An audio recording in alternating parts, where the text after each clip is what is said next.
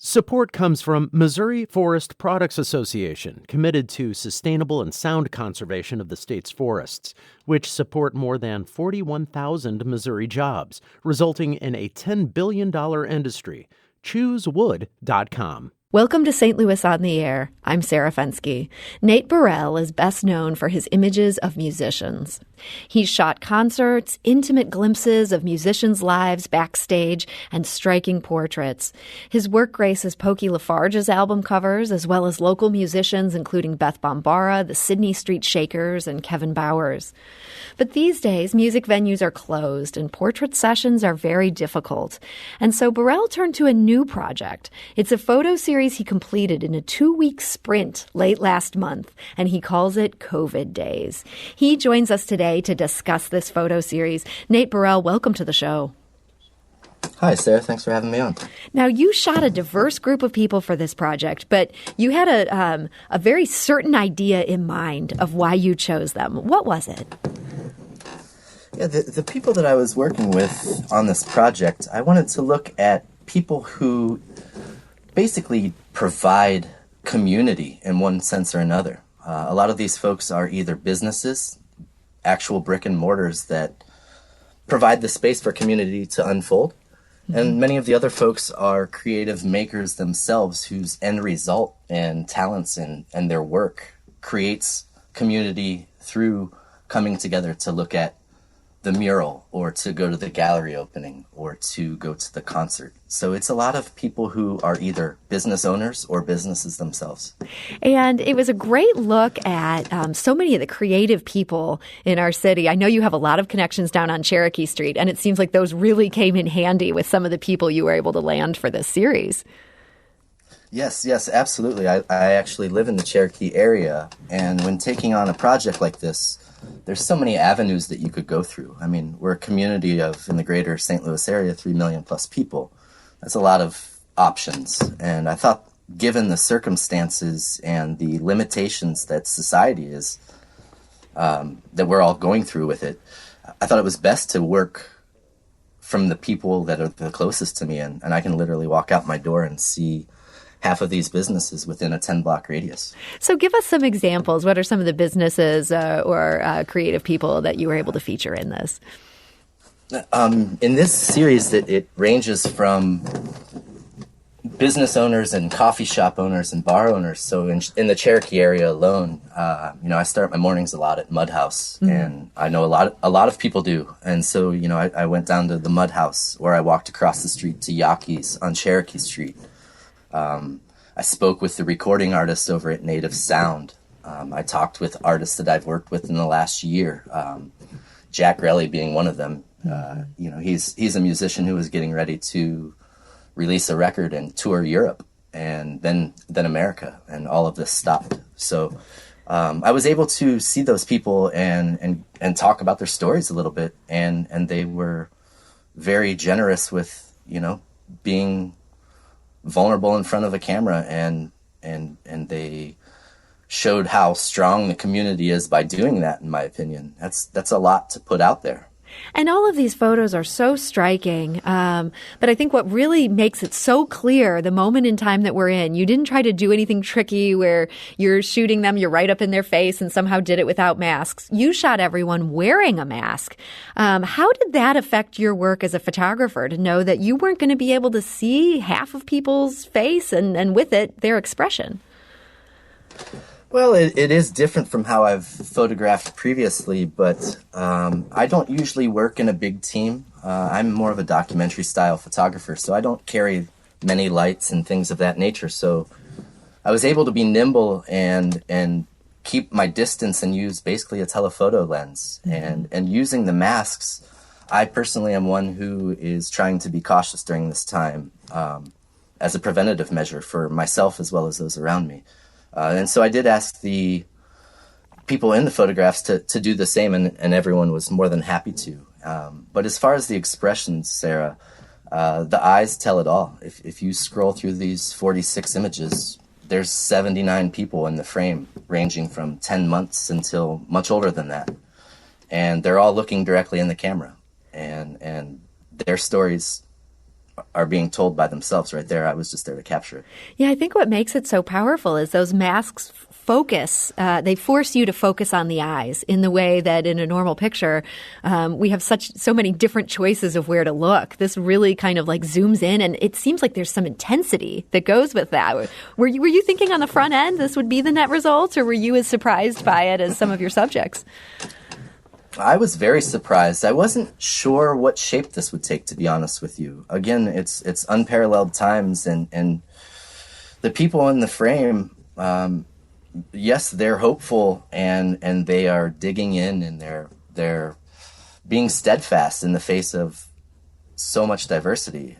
But you also see this uncertainty and their body postures. I think the masks we weren't comfortable at that time even wearing masks, let alone having your photograph taken with them. So I think people's postures changed a little bit that actually showed how we're all feeling. There's a little bit of tension.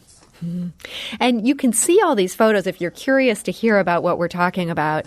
Nate's website is nateburrell.com, and it's very easy to find the link there to the COVID Days Project. We've also linked that on our website, which is stlpublicradio.org. You can see this very striking image of Yaki's restaurant and the people standing outside of it. And that's one we've chosen to highlight on our website, but there are so many more on Nate's website. And Nate, part of what makes this so impressive is you shot all of these in a 2-week period, and you did this while also working a day job. I think so many of us feel like we're just stretched so thin these days. How were you able to fit all these in? Well, yes, that is true. I do have a day job, and I work in healthcare on a project team that is actually dealing with physicians who are having to be reactionary to these new ways of treatment with COVID. So I work with a team of clinicians. And we've been working on this. So yes, it's been a lot. But and so your job has not slowed down at all during this time. No, not at all. Not at all. But as far as fitting these photos in, fortunately, as far as the time-wise goes, I wanted to have the 2 weeks be a shared experience amongst these 46 stories. So everyone's story is going to unfold differently, and in its current state they're in different states of duress, essentially.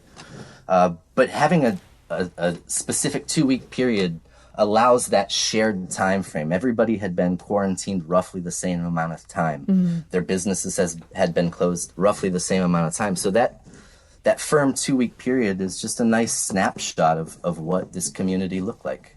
And so as far as scheduling that, it was a lot of emails and text messages. But these folks, fortunately for me, as trying to schedule, these folks had time.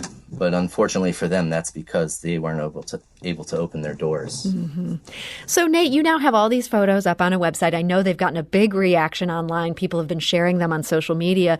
Do you have any plans for them beyond that at this point?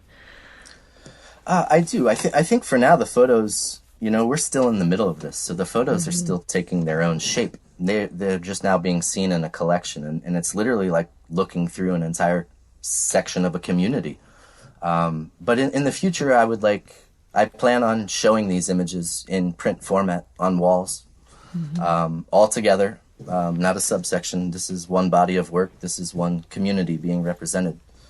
And I would like to do that probably 5 years out. That'll give us enough time to reflect on this and work through it together and individually.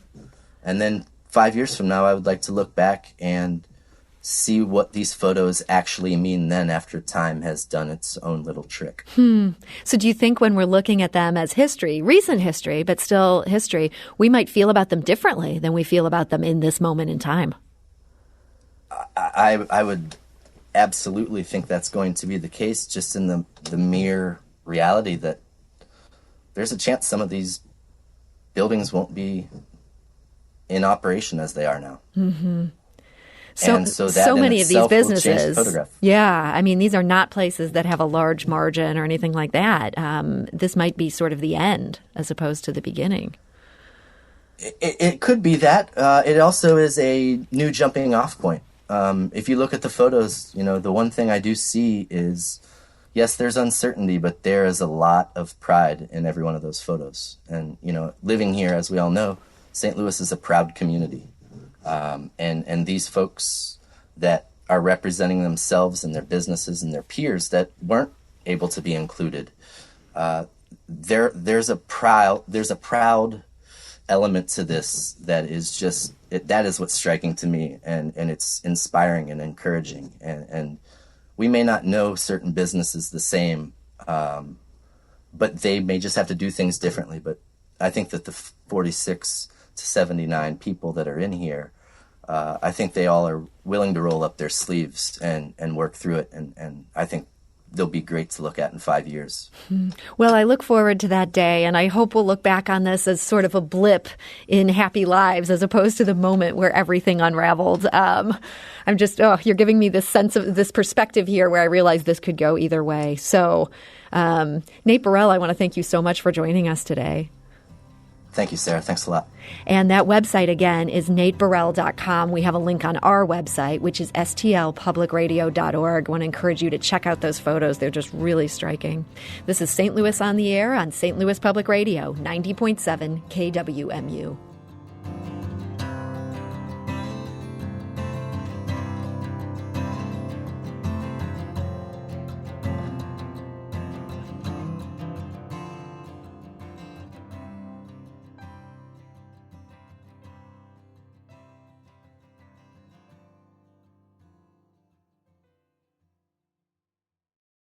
Support comes from Missouri Forest Products Association, committed to sustainable and sound conservation of the state's forests, which support more than 41,000 Missouri jobs, resulting in a $10 billion industry.